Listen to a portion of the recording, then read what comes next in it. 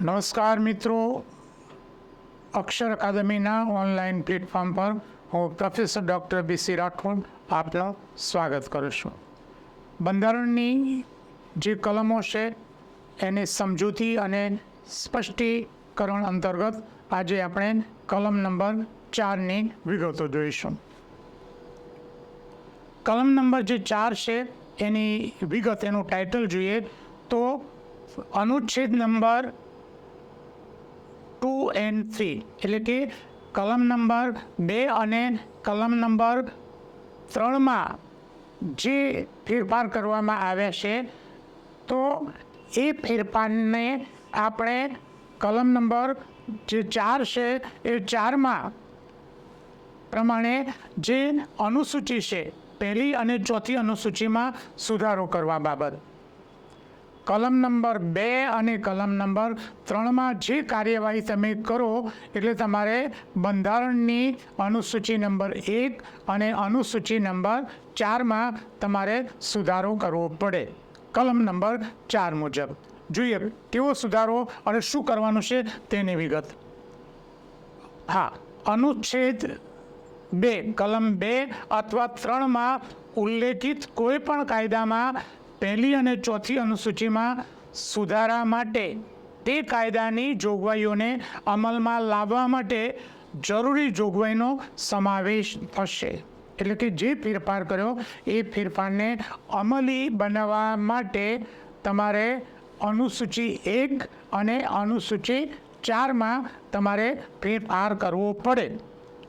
એટલે એમાં એને લગતી જે વિગતો છે એમાં સંસદ એમાં પૂરક, આનુષંગિક અને પારિણામિક જોગવાઈઓ એમાં એ પોતે કરી શકશે.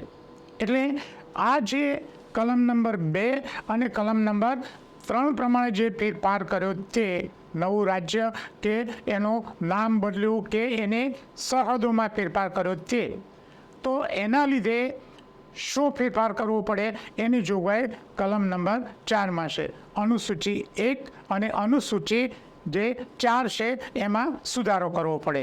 જોઈએ વિગતો.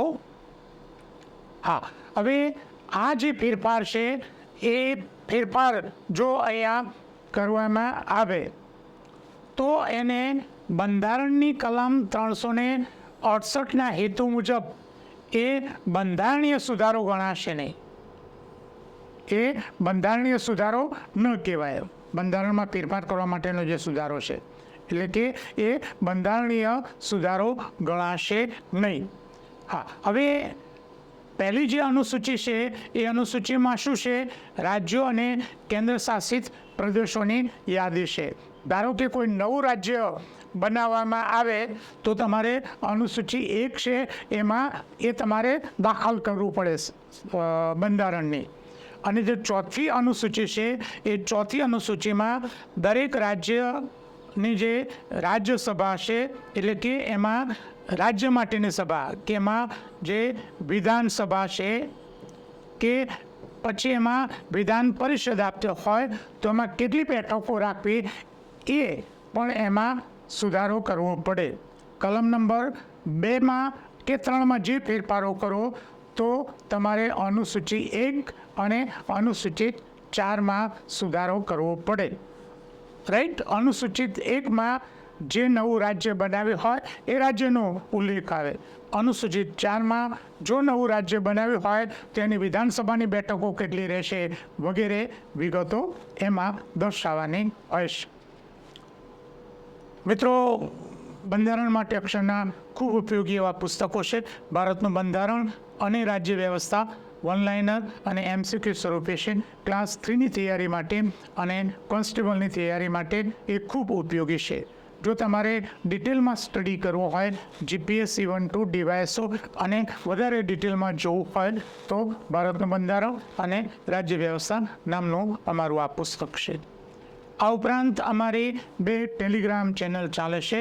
BC રાઠોડ કરંટ અફેર્સ, જેમાં કરંટ અફેર્સ ઉપરાંત બીજી ઘણી બધી વિગતો નિયમિત રીતે મૂકવામાં આવે છે. 10થી 15 જેટલી પોસ્ટ દરરોજની મુકાય છે, તેમજ 1-2 ફ્રી વિડીયો પણ એમાં મૂકવામાં આવે છે.